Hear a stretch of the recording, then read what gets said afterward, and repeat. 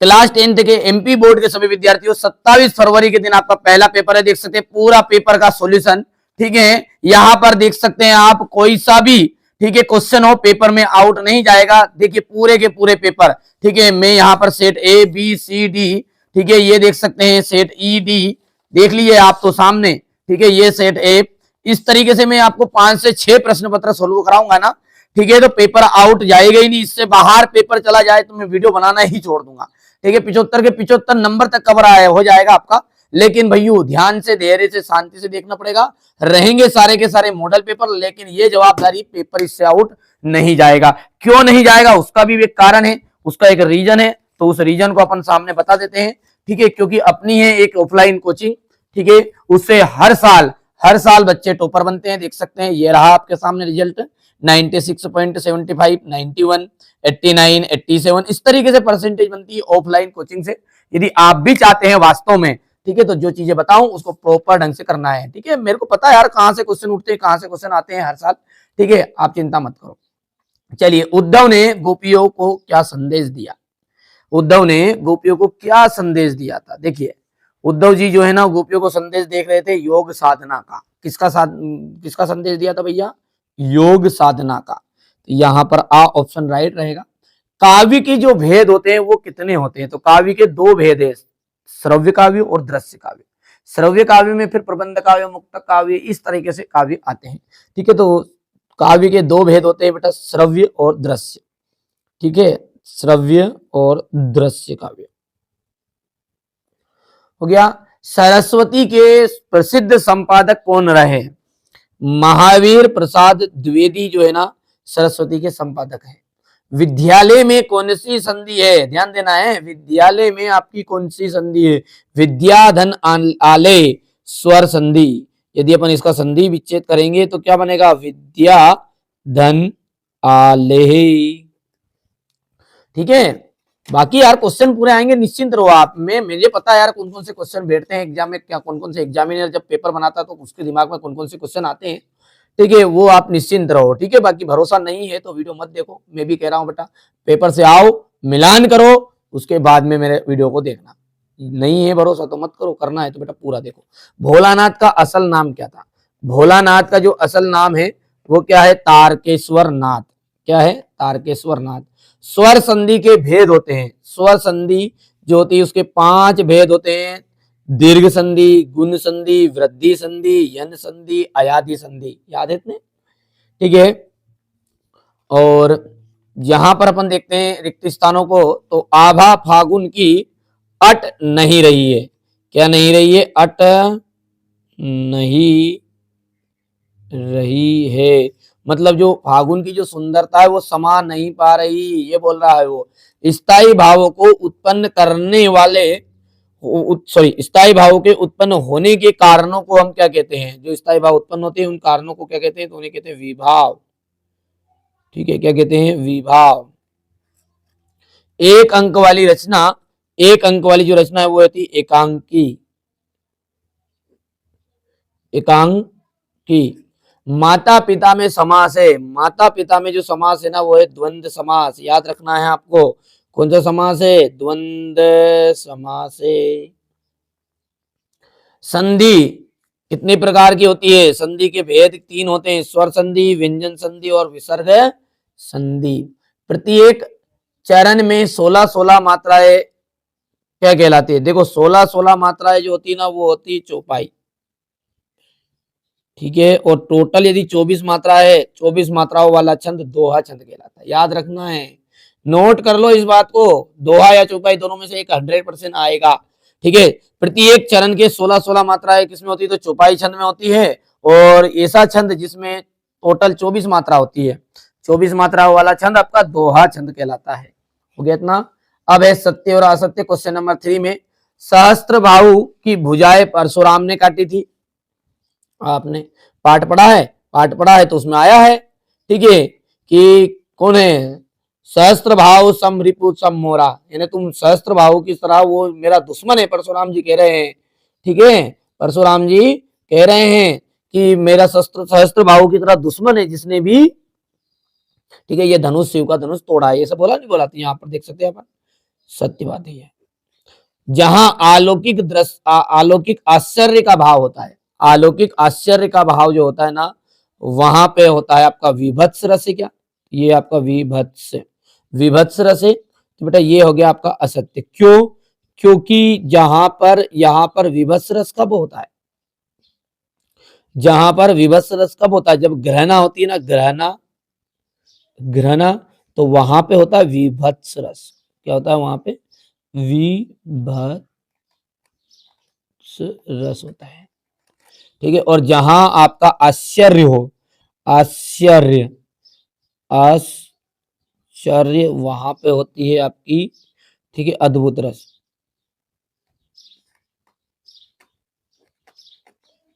हो गया इतना? ये हो गया भैया। बाल गोविंद भगत ग्रस्त नहीं थे।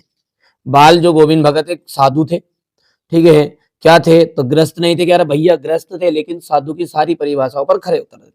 लेकिन ग्रस्त तो वो थे, उनका बेटा भी था, ठीक है, और बेटा की बहू भी थी। बेटे की मृत्यु हो गई थी तो बहू से अकेला नहीं छोड़ना चाहती थी। ये प्रश्न एग्जाम में आ रहा है, देख लेना आपके हिसाब से, करो नहीं करो। तो ये ग्रस्त नहीं थे क्या? तो वो तो ग्रस्त थे। संधि 3 प्रकार की होती है, संधि 3 प्रकार की ही होती है, बिल्कुल सत्य बात है ये। ठीक है। मूसन तिवारी को भोलानाथ ने चिढ़ाना शुरू किया, ठीक है, असत्य है ये। क्योंकि किसने चिढ़ाया था? कोई पूछ ले कि बेजू ने चिढ़ाया था, बेजू, बेजू। ठीक है। जय शंकर प्रसाद ने जो स्वप्न देखे थे, मधुर स्वप्न, वो पूरे हो गए थे क्या? तो जयशंकर प्रसाद ने जो भी स्वप्न देखे थे वो पूरे नहीं हुए थे, इसलिए ये बात हो गई आपकी असत्य। रहेगा भैया याद। चलिए अब है जोड़ी। यहां पर देख सकते हैं भवानी प्रसाद मिश्र, भवानी प्रसाद जो मिश्र है कवि है, किसके हैं? तो यहां पर है इसका आंसर प्रयोगवाद के कवि है। किसके कवि है? भवानी प्रसाद मिश्र प्रयोगवाद के कवि है। चौपाई छंद देख सकते हैं आप, चौपाई जो छंद है उसमें कितनी मात्राएं होती है? 16 मात्राएं होती है। ठीक है। तो यहां पर ये आपको हो गया दूसरा, हो गया भैया। तीसरे की हम बात करें, मैं क्यों लिखते, सॉरी, क्रिया जो है कर्ता के अनुसार, क्रिया कर्ता के अनुसार, क्रिया जो है यदि कर्ता के अनुसार, हाँ, क्रियाकर्ता के अनुसार बदलती है तो वो कहलाता है आपका कर्तवाच्य। क्या कहलाता है? कर्तवाच्य। तो यहाँ पर अपना हो जाएगा ये कर्तवाच्य। ये आपका तीसरा हो गया है, बैठ गया दिमाग में अच्छे से। ठीक है। चौथा जो है वो क्या है हमारा? मैं क्यों लिखता हूं। तो इनके रचनाकार है अपना, यहाँ पर हो गया मैं क्यों लिखता हूं, अज्ञे जी का है। नाच न जाने आंगन टेढ़ा, तो बेटा देखिए यहाँ पर ये मिसप्रिंट है, यहाँ पर आता लोकोक्ति। क्या आता? लोकोक्ति। ठीक है, लोकोक्ति। ये आपका यहाँ पर हो जाएगा आपका पांचवा, रहेगा ध्यान। चलिए राम लक्ष्मण परशुराम संवाद, राम लक्ष्मण परशुराम संवाद, इनके रचनाकार कौन है? तुलसीदास जी है। चलिए अगला जो क्वेश्चन है वो क्या कह रहा है आपका, गीतावली के जो रचनाकार है, किसकी रचना है गीतावली? तुलसीदास की है।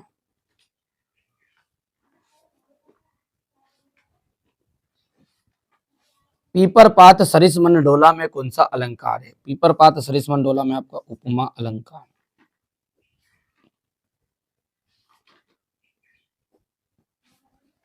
नाटक में कितने अंक होते हैं? नाटक में होते हैं 1 से अधिक अंक। नाटक में कितने अंक होते हैं? 1 से अधिक अंक। और 1 अंक वाली रचना को कहते हैं एकांकी, याद रखना है। नाटक में होते 1 से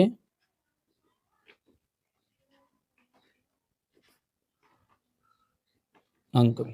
मेरे द्वारा पुस्तक पढ़ी जा रही है, इसमें कौन प्रकार का वाच्य वाक्य है? ये तो कर्म वाच्य है। कौन सा है? कर्म वाच्य। ठीक है भैया। मधु कांकरिया की कौन सी रचना आपके पाठ्यक्रम में है? तो साना साना हाथ जोड़ी, साना साना हाथ जोड़ी। कवि के अनुसार किस ऋतु की आभा नहीं हट रही है? वसंत ऋतु की।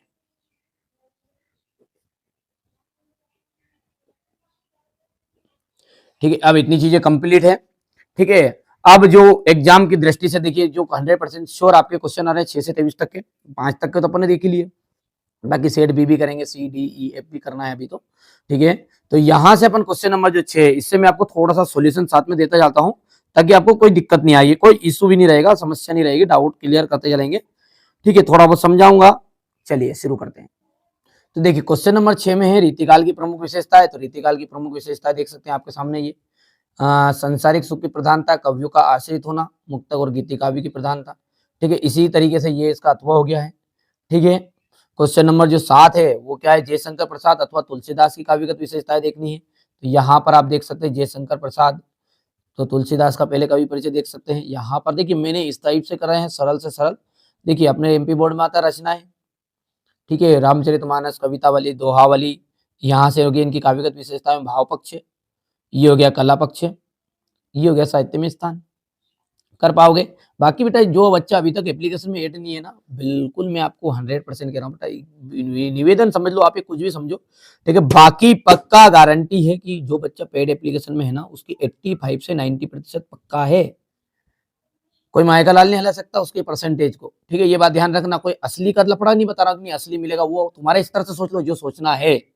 ये नहीं कहूंगा कि नहीं क्वेश्चन नहीं आएंगे, क्वेश्चन पूरे बैठेंगे, आउट जाना नहीं, ओटी क्वेश्चन तक बैठने वाले हैं, ठीक है। मैंने इस टाइप से डिजाइन किए हैं यार सारी चीजें, अब मेरे को पता है पेपर कहाँ से बनता है, किस टाइप से बनता है, ठीक है। अब इतना तो आप भी समझदार है, कोई ये फालतू के सब्सक्राइबर नहीं लेके बैठे अपने पास में, इतना है ना, ठीक है। रचनाएं आप देख सकते हैं, ये हो गया है कामयानी, लहर, झरना, आंसू, ठीक है। काव्यगत विशेषताएं, और बच्चे जो देखिए ऑफलाइन कोचिंग में यार अपने में टॉपर जाते हैं तो किस बात पर जाते हैं, ये जो पर्चा है, ये तो झूठा नहीं हो सकता है ना, बाकी सारी चीजें हो सकती है, ये जो परसेंटेज है ये झूठी थोड़ी है।